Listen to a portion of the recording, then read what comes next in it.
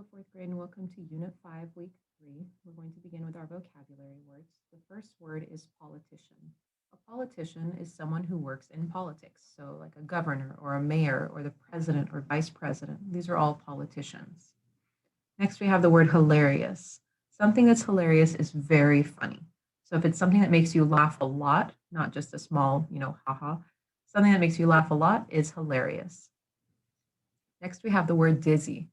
A dizzy person is unsteady and may be unable to keep his or her balance. So think about a time when you were, standing up and spinning around really fast, or sitting on a chair, on a spinny chair and spinning around, and then you try to stand up right after.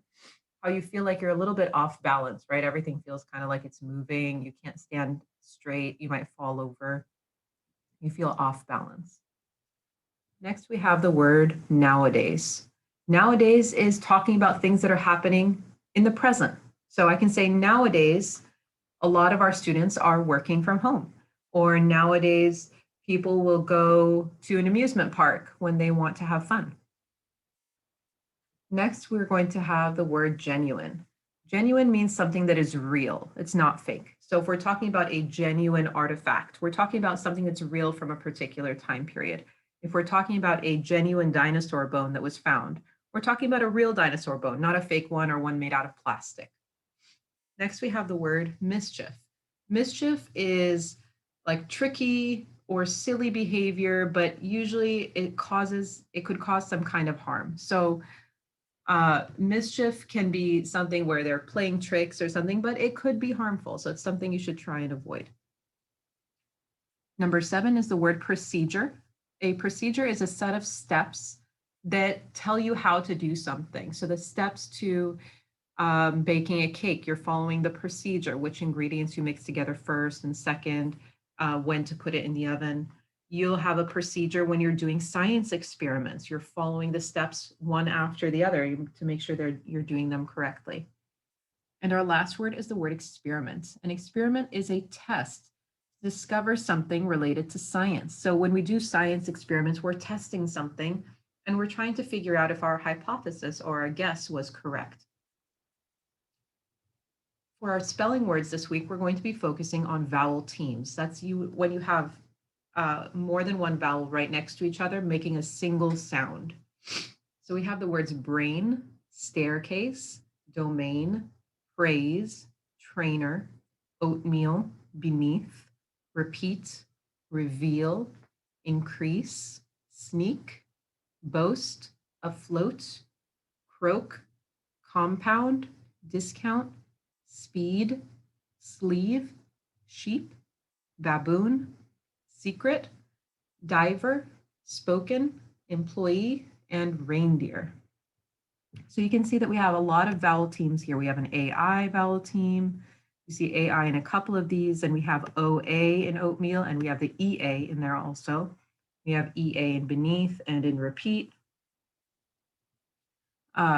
We have OA in boast and afloat and croak. We have OU in compound and discount.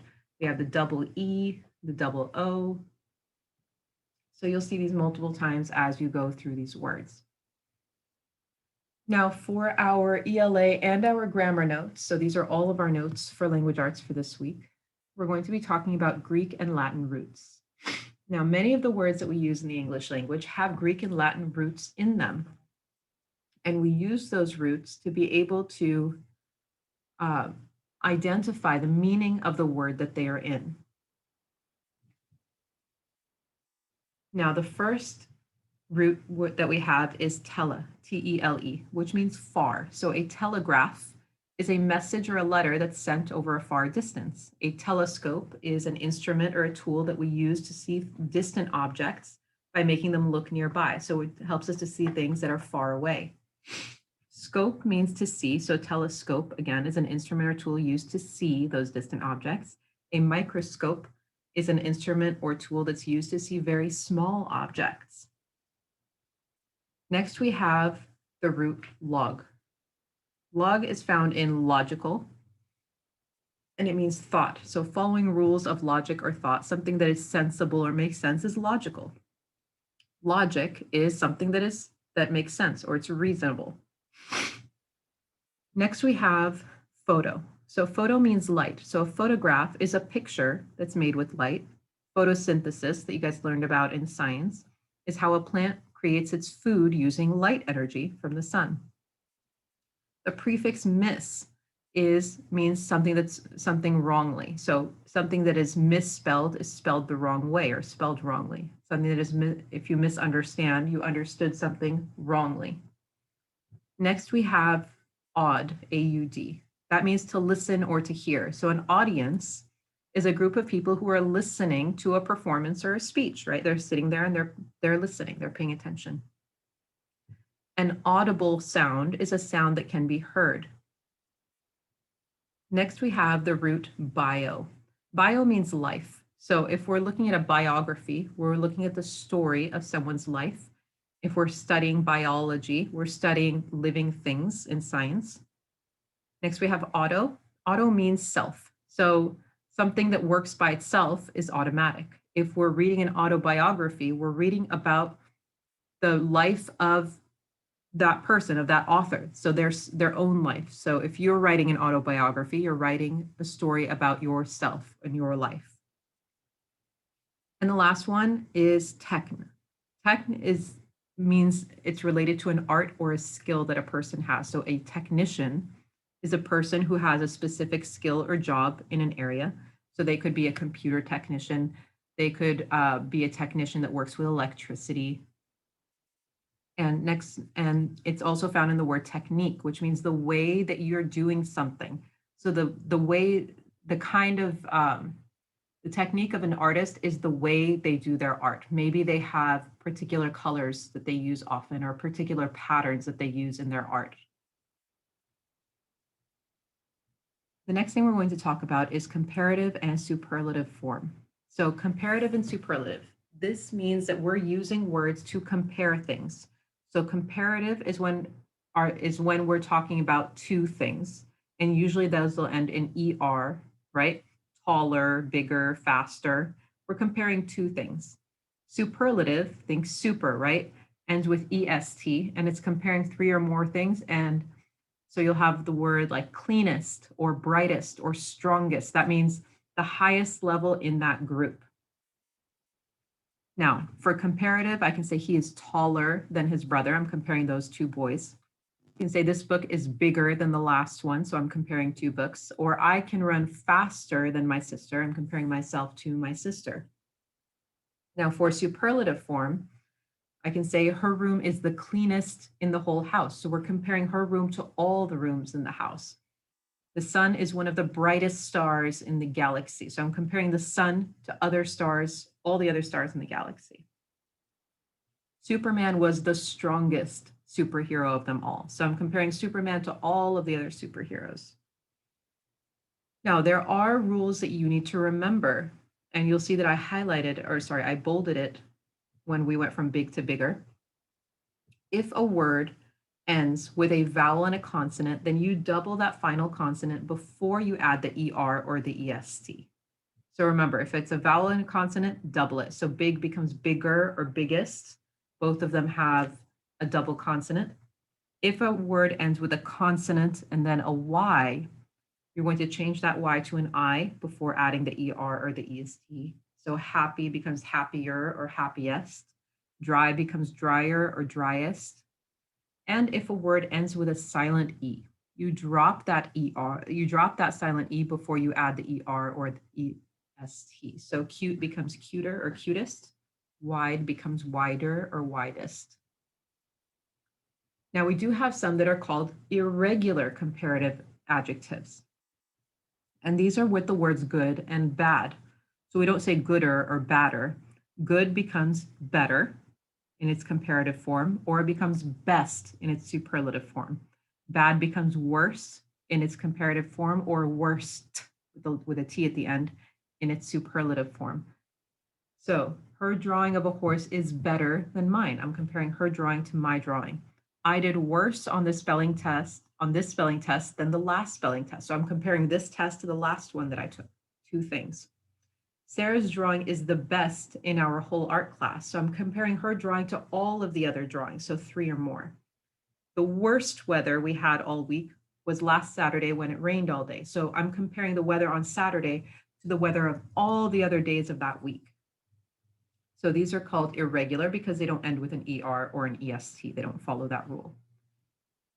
And the last thing we're going to review is letter punctuation. So when you're writing a letter, you put a comma after the greeting and after the closing of a letter. So the greeting is the opening of the letter. That's where you're addressing the person that you're talking to. So dear, whoever it is. And you have to capitalize them. They start with capital letters. And the closing comes at the end of the letter, right before you sign your name. So that's what tells the reader that the letter is done. So this is the example one that I have. Dear Ahmad, comma. So dear and Ahmad were both capitalized. We start with a capital for dear, and Ahmad is a proper noun. We put that comma right there. I hope you're having a great summer break. I went to a sleepover at my cousin's house last week. We had so much fun. We played hide and seek, tag, and leapfrog. I can't wait to show you the silly pictures we took. Now we have the closing. Your friend, comma. So it starts with a capital letter. Your friend is not a proper noun, so we don't capitalize that one. And then we put the comma. So your friend, comma, and then under it, you sign off your name. So this is going to be the end of our language arts notes. Then we're going to get started on our reading and writing, our literature anthology. Now, the story we're reading today is called How Ben Franklin Stole the Lightning. Now, this is a biography of sorts. So it's written in kind of a creative way to make it more fun, but it's the story of Benjamin Franklin. Genre, biography. How Ben Franklin Stole the Lightning by Rosalind Shanzer. Essential question. How can inventions solve problems? Read about a great inventor who solved problems. It's true. The great Benjamin Franklin really did steal lightning right out of the sky. And then he set out to tame the beast. It goes to figure, though, because he was a man who could do just about anything.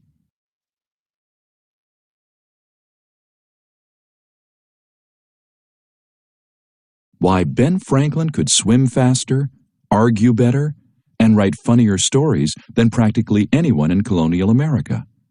He was a musician, a printer, a cartoonist, and a world traveler. What's more, he was a newspaper owner, a shopkeeper, a soldier, and a politician. He even helped to write the Declaration of Independence and the Constitution of the United States. Ben was always coming up with newfangled ways to help folks out, too. He was the guy who started the first lending library in America. His post office was the first to deliver mail straight to people's houses. He also wrote almanacs that gave hilarious advice about life and told people when to plant crops, whether there might be an eclipse, and when the tides would be high or low. And he helped to start a hospital, a free academy, a fire department.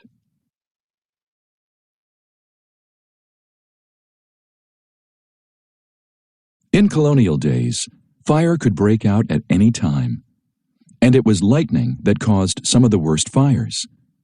Whenever thunderstorms were brewing, they would ring the church bells for all they were worth, but it didn't do anybody a lick of good. Of course, after Ben stole the lightning, there weren't nearly as many fires for firefighters to put out. Now, why was that, I hear you ask? And how did he steal any lightning in the first place? Well, it's a long story. But before we get to the answer, here's a hint. One of the things Benjamin Franklin liked to do best was to make inventions. Why, Ben was a born inventor. He loved to swim fast, but he wanted to go even faster.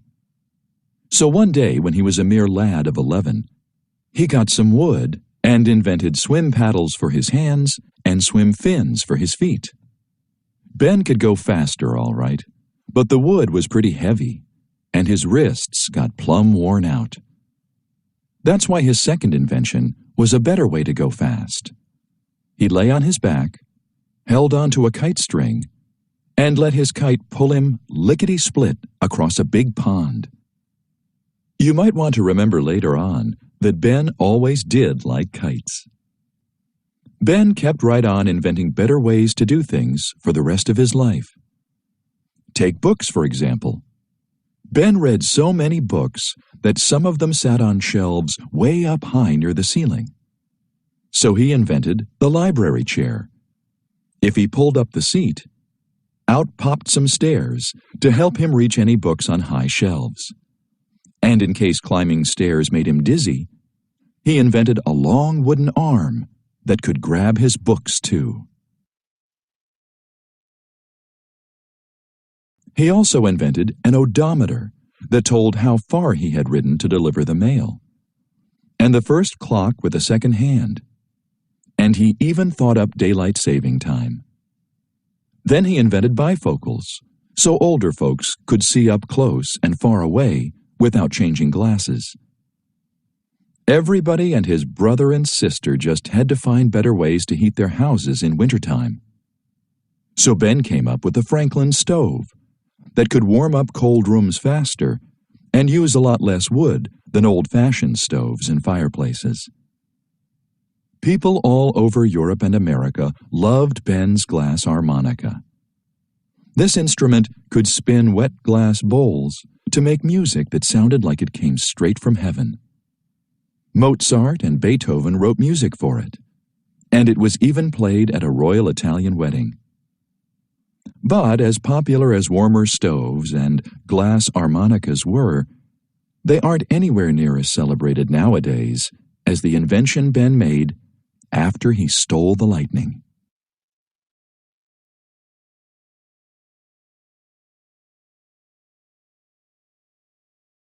Another hint about Ben's most famous invention is that it helped make life easier for everyone. His scientific ideas were helpful too, and were often way ahead of their time. For example, he had a lot of ideas about health.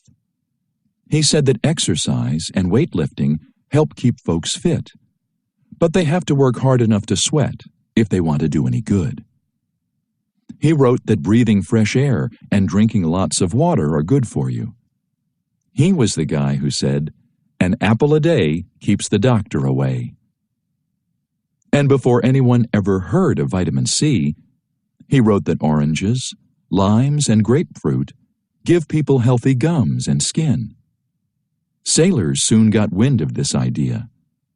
They began eating so many limes to stop getting sick from scurvy at sea that they became known as limeys.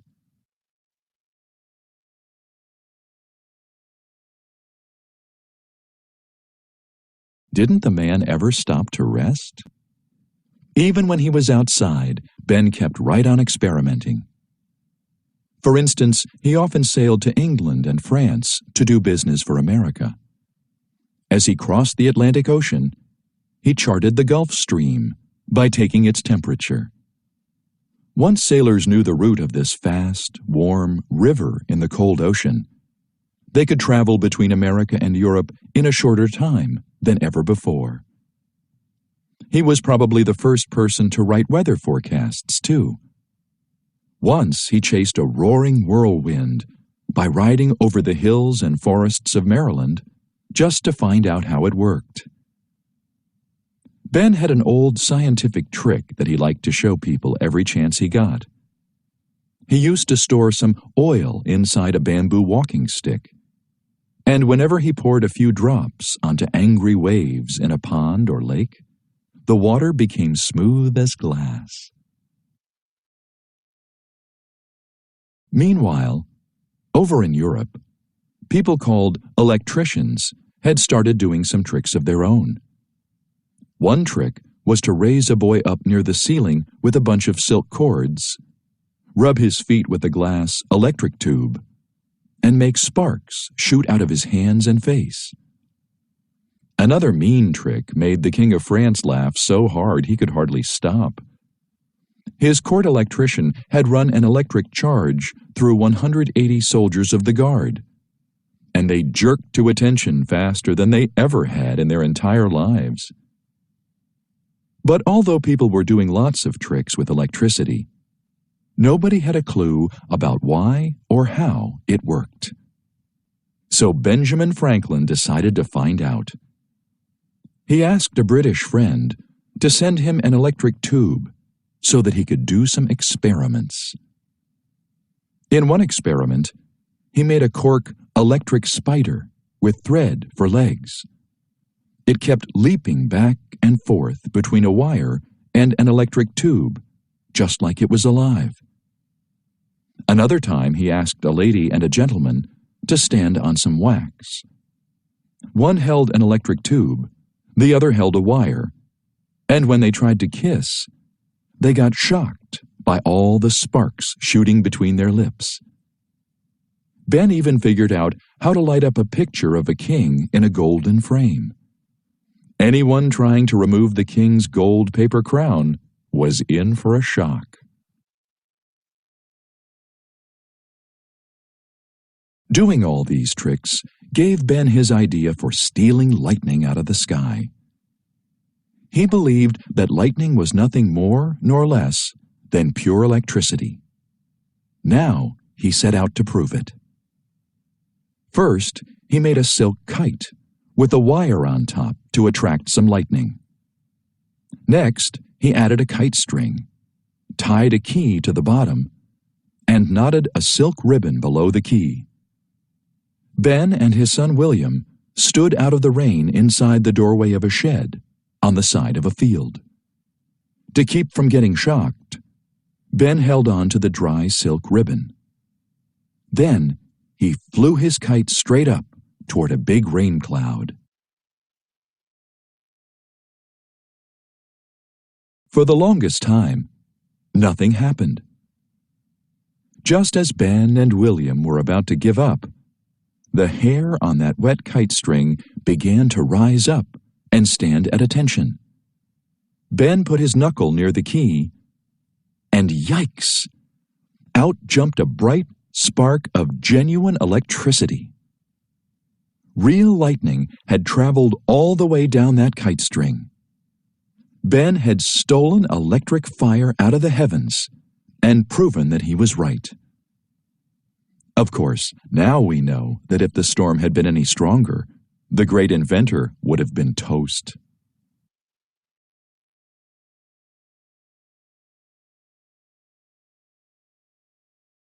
Finally, here's the part of the story where Ben's practice from thinking up all those inventions came in so handy. Way back then, you remember, lightning was always setting fire to ships, houses, and church spires. Even the best fire departments couldn't keep entire towns from going up in smoke.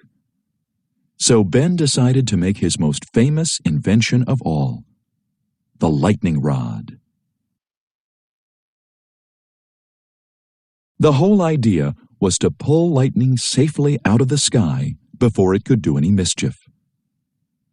Ben showed people how to put a pointed iron rod on the tip-top of a roof or ship's mast and connect it to a wire leading all the way down under the ground or into water. Now the lightning could follow a safe path without burning up a thing.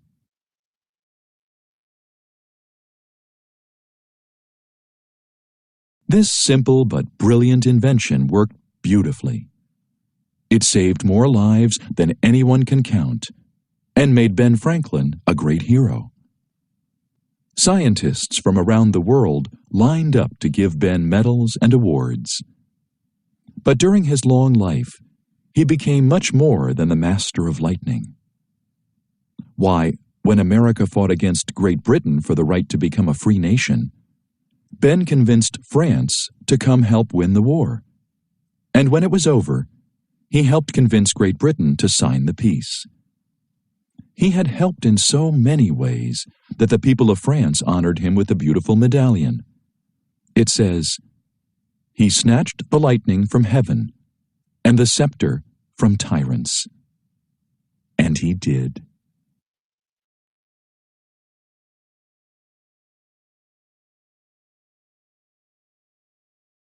Genre: expository text.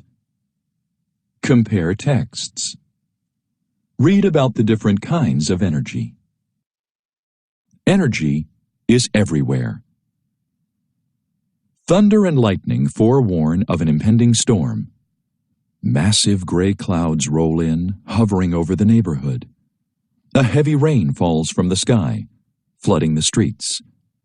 High winds push and pull at the trees. A large branch snaps off and falls onto the power lines below. Suddenly, we cannot turn on lights, cook, watch TV, use computers, or do many of the daily tasks we take for granted. Electricity, the particles of energy that traveled down Ben Franklin's kite string during his most famous experiment, is essential to our lives. Nowadays, we depend on electricity in ways that people in the past could never have imagined. We also understand more about it. Or do we?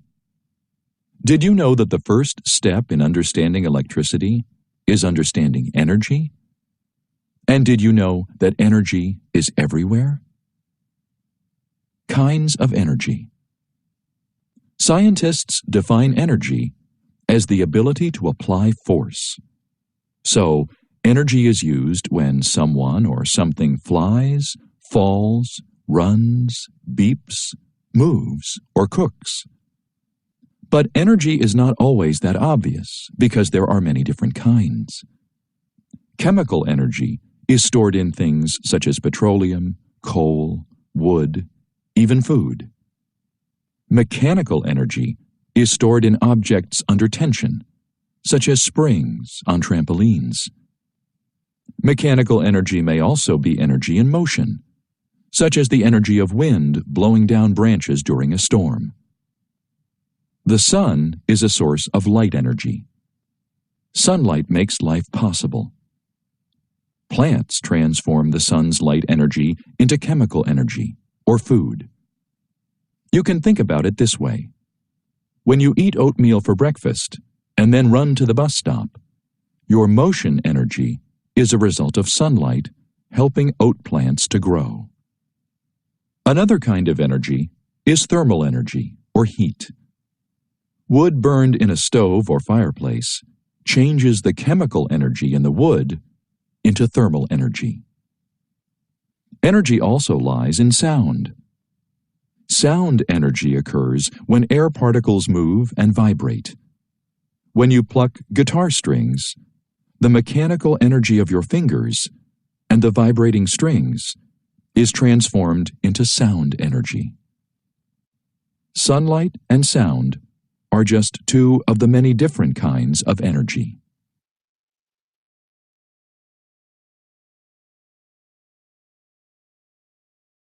Electrical energy. Electrical energy is an energy carrier.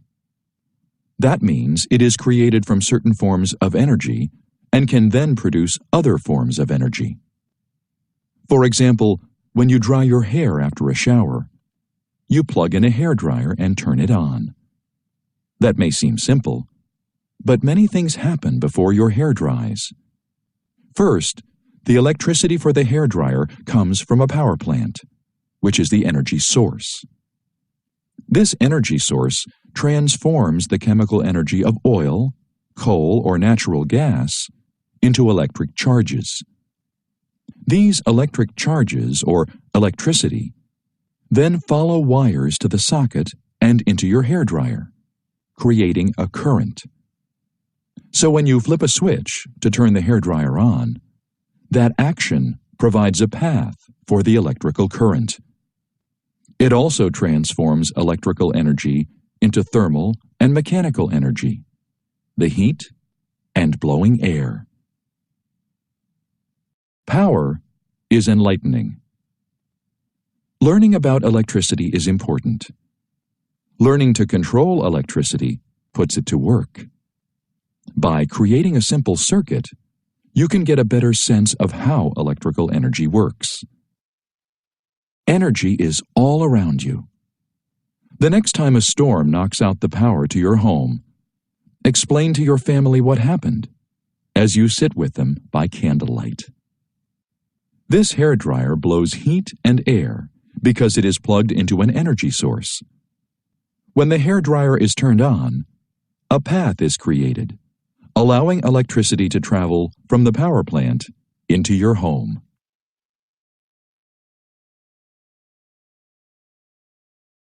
Make a circuit.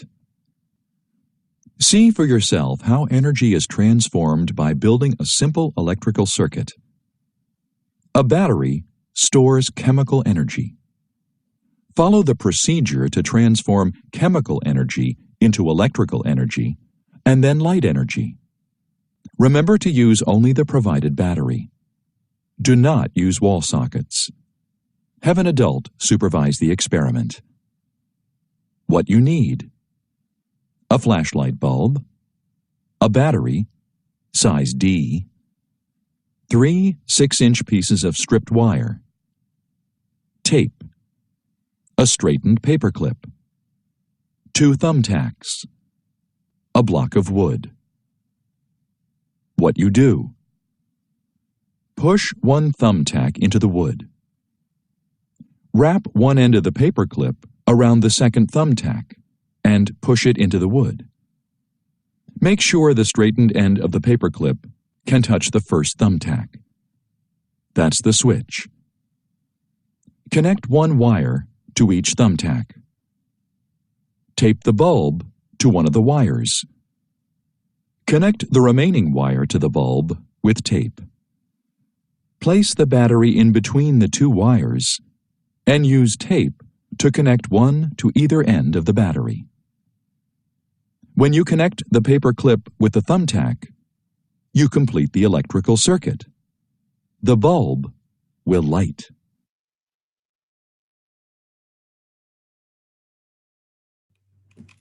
All right, that takes us to the end of our stories in our literature anthology. Let's go ahead and take a look at our reading and writing workshop. We're going to be reading another biography here. Genre: biography. Stephanie Kwolek, inventor. Essential question: how can inventions solve problems? Read how Stephanie Kwolek invented a super strong fiber that saves lives. If you could invent a material for a superhero, what would it be like? It would have to be light, strong, bullet-resistant, and fireproof, right? Chemist Stephanie Kwolek actually invented a material just like this. It's called Kevlar. Superheroes don't wear it, but everyday heroes like police officers and firefighters do. Becoming a chemist.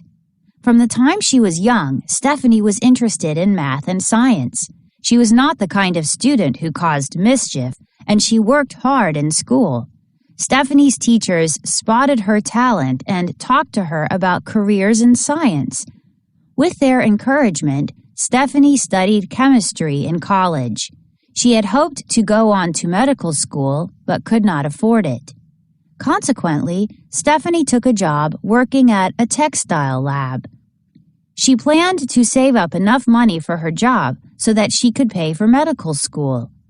At the lab, she discovered that she had a genuine love of chemistry. She learned how to make chain-like molecules called polymers that could be spun into fabrics and plastics.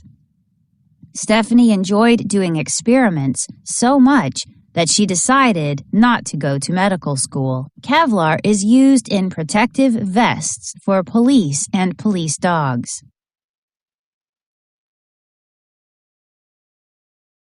A strange liquid. In 1964, Stephanie's lab supervisor asked her to work on making a strong, stiff fiber. The United States was facing a possible gas shortage, and scientists wanted to help. They believed that if you could reinforce tires with a lightweight fiber rather than heavy steel wire, cars and airplanes would use less gasoline. Stephanie began experimenting by mixing polymers. One day, she made an unusual solution, or mixture. Polymer solutions are often thick like molasses. However, this solution was cloudy and watery. Stephanie brought her strange liquid to the worker in charge of spinning liquids into fibers. He looked at Stephanie's solution and laughed. He thought it was hilarious that she believed it could be made into fiber. It looked too much like water and might even clog the spinning machine. But Stephanie kept urging him to spin it until he finally agreed. When he followed the procedure, a strong fiber began to form. Stephanie's head spun and she felt dizzy with excitement. A timeline of achievements. 1923, born in New Kensington, Pennsylvania. 1946, earned a degree in chemistry from Carnegie Mellon University. 1964, discovered the fibers for Kevlar. 1971, Kevlar first marketed. 1995, inducted into the Inventors Hall of Fame. Kevlar is used in cars such as this solar racing car. Stronger than steel. Stephanie tested the fiber in the lab and found that it was fireproof. It was stronger and lighter than steel, too. With these qualities, she believed that the fiber could be turned into a useful material. She was right. The material became known as Kevlar. After Stephanie's discovery, it took almost a decade of teamwork to develop Kevlar. Some people spent hours on the telephone with the patent office. Others had to think of ways to use and sell it. Nowadays, Kevlar is used by almost everyone. The president and other politicians wear protective clothing made from it. So do lumberjacks, firefighters, and police officers. Kevlar is also used in tires, bicycles, spacecraft, and skis. By developing Kevlar, Stephanie had found a way to make protective clothing and equipment that is both light and strong. Stephanie's invention has saved many lives over the years. She was inducted into the National Inventors Hall of Fame for her work, and her photograph has appeared on a book cover and in advertisements for Kevlar. She says that she never expected to be an inventor, but is delighted that her work has helped so many people. Firefighters wear suits made from Kevlar.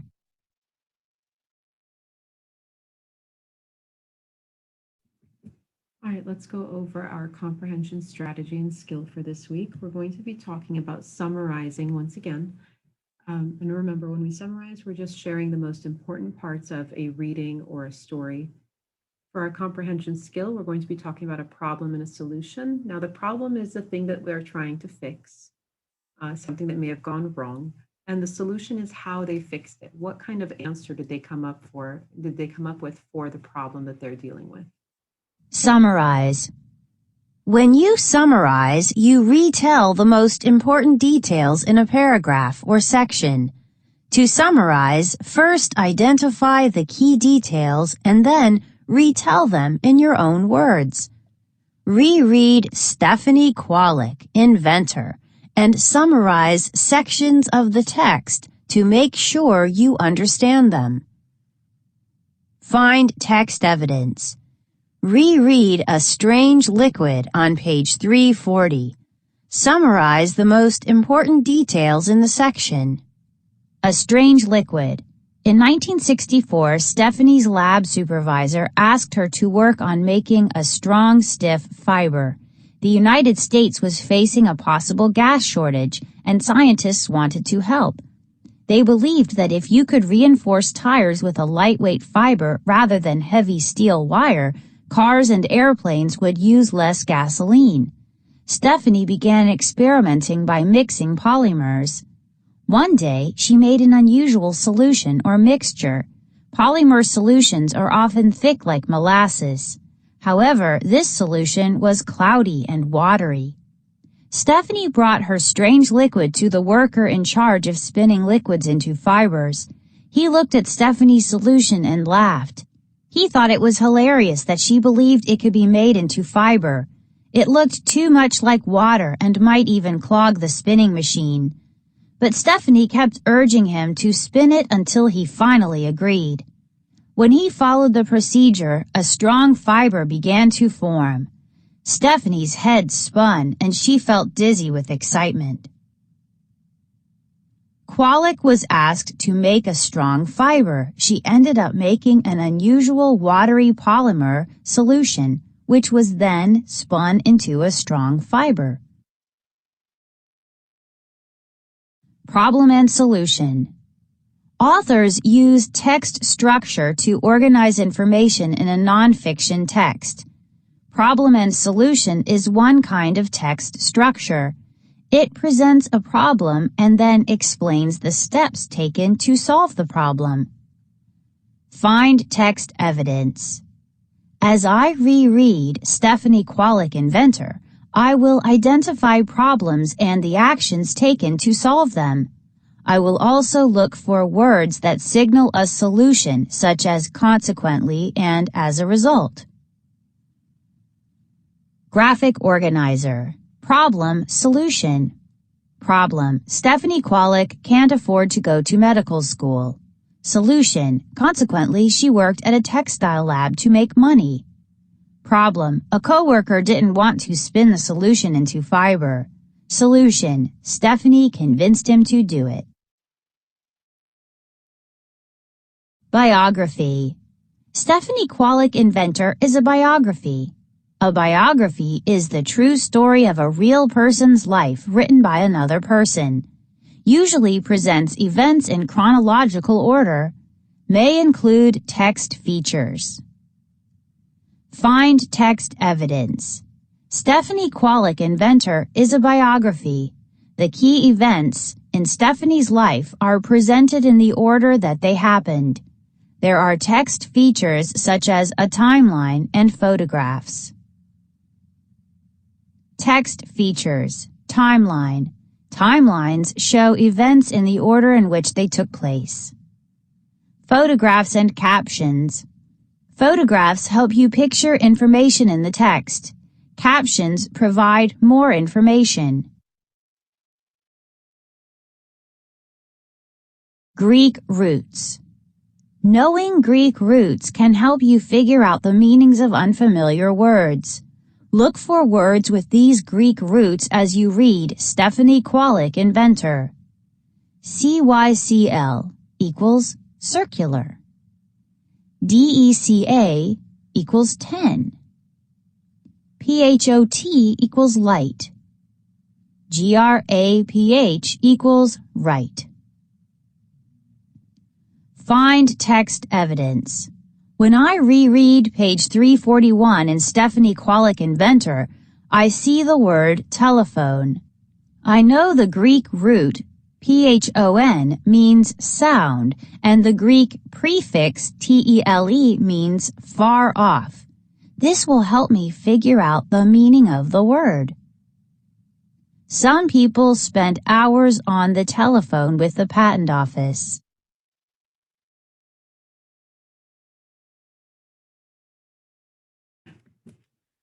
All right, that takes us to the end of our notes for this week. If you guys have any questions, let me know. Otherwise, I hope you have an amazing day. Take care. Bye-bye.